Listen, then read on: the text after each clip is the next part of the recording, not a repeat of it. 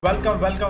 So we are going to learn approaches in AI. Most of its history, no established unflying theory of paradigm has guided AI researchers. AI research uh, divided into completing subfields that are often fail to communicate each other. They are Some of these subfields are based on technical considerations such as a particular goals, example robotics and machine learning.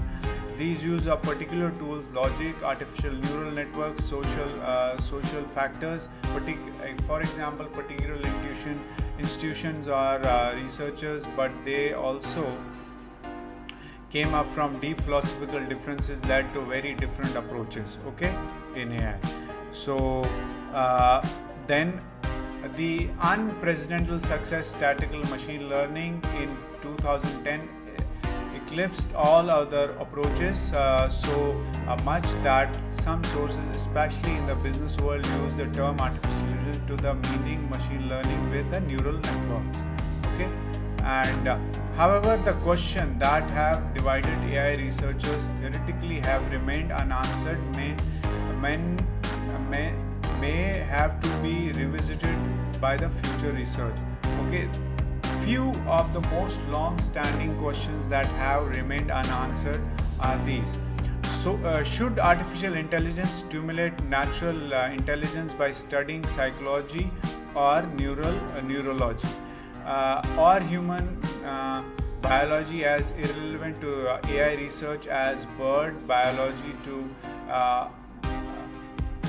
aeronautical engineering? Okay, so these are the challenges, these are the questions which we also need to question and do research. Can intelligent behavior be discarded using simple elegant principles such as logic and optimization?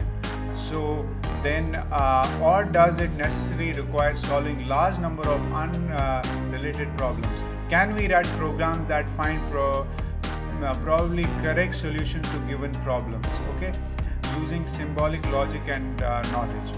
Then do we use algorithms that can give us reasonable solutions?